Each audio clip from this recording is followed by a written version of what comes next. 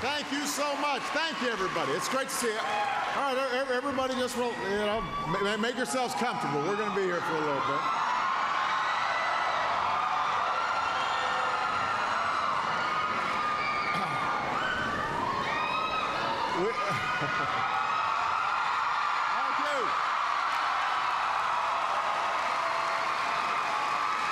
Thank you. Thank you.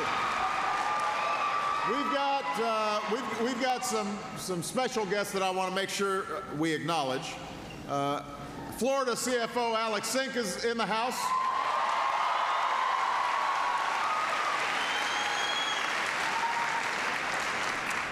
Representative Kathy Castor, your representative.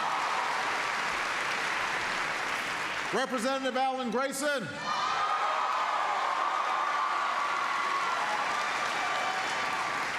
Representative Kendrick Meek.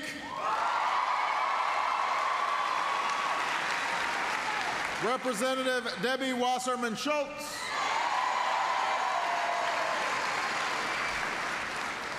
Your own Mayor, Pam Iorio.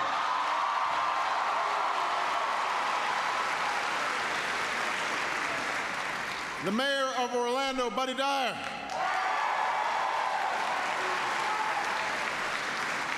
The President of University of Tampa, Ronald Vaughn.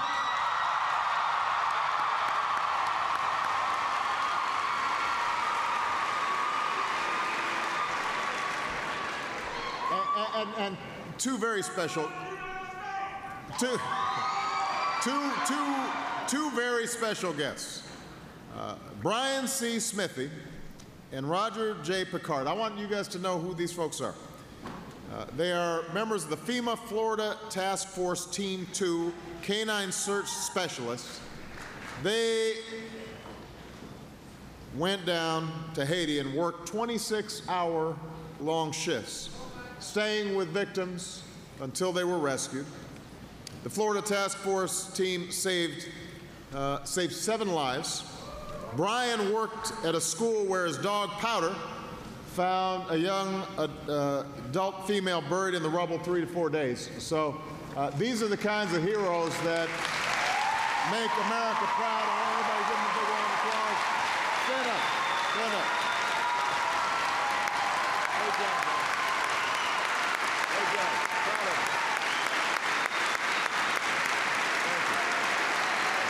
Thank you.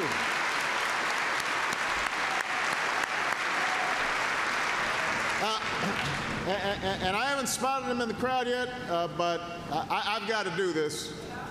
Even though I know y'all are upset that he took all that success to the Colts, he made his name here in Tampa, and he's not just a great coach, but he's just a model individual and leader. We're very proud to have him in the house, Coach Tony Dungy.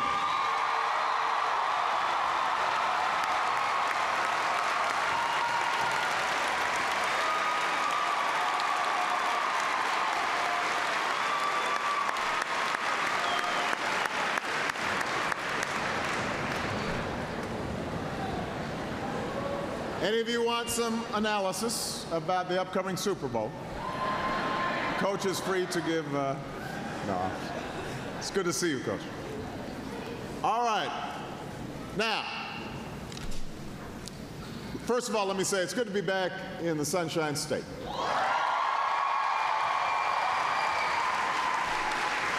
It is especially good to be back in January.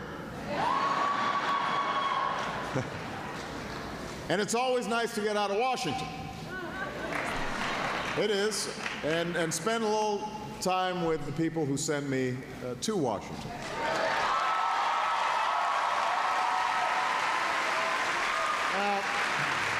Last night I spoke with you about where we've been over the past year and where I believe we need to go.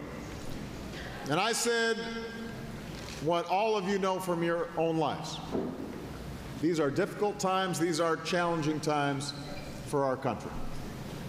In the last 2 years, we've gone through the deepest recession since the Great Depression. Think about that.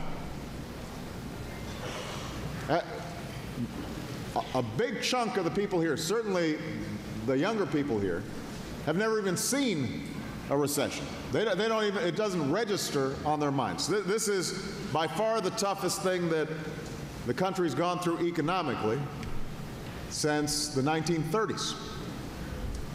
And Tampa, like so many communities across our country, has felt the lash of shuttered businesses and lost jobs and home foreclosures and vanished or dwindling savings. And this storm came at the end of what some call a lost decade, because what happened between 2000 and now, it was a decade in which paychecks shrank and jobs barely grew. And the cost of everything from health care to college education went up. Irresponsibility from Wall Street to Washington left good, responsible Americans who did everything right still struggling in ways they never imagined. Joe and I took office in the middle of this raging storm. We ran for office, the highest office, because we had been hearing stories like this day in, day out for years, even before the financial crisis hit.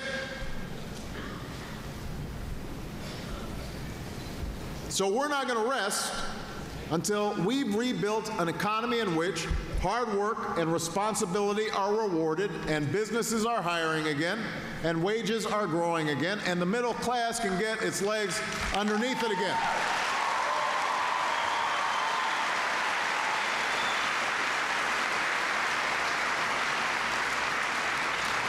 We will not rest until we build an economy that's ready for America's future. Now, to do that, the first thing we had to do was break the back of this recession. And that required some tough, in some cases unpopular, but unnecessary, all which were necessary steps. I mean, I mentioned this last night. None of us wanted to have to stabilize the banking sector, particularly since they helped create this mess. But as I explained last night, if we hadn't, the financial system literally could have melted down. And that would have taken our entire economy and millions more families and businesses with it. But because of the steps we've taken, now the markets have stabilized. The economy is growing again.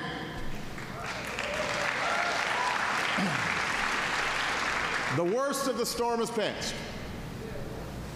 But I think all of you understand the devastation remains. 1 in 10 Americans still can't find work. That's why creating jobs has to be our #1 priority in 2010.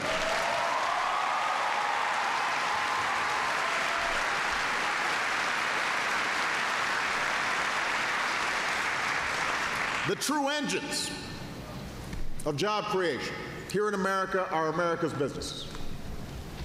And there are several steps we can take to help them expand and hire new workers. Last night I proposed taking $30 billion of the money that went to Wall Street banks but have now been repaid and use it to help community banks give small businesses the credit they need to stay afloat. That will help. I also proposed a new tax credit for more than 1 million small businesses that hire new workers or raise wages. And while we're at it, I believe that we should eliminate all capital gains taxes on small business investment and provide a tax incentive for all businesses to invest in new plants and equipment. As Joe mentioned, we're going to put more Americans to work rebuilding our infrastructure and building our infrastructure of the future. I mean, it's important to repave our roads. It's important to repair our bridges so that they're safe. But we want to start looking deep into the 21st century. And we want to say to ourselves, there is no reason why other countries can build high-speed rail lines and we can't.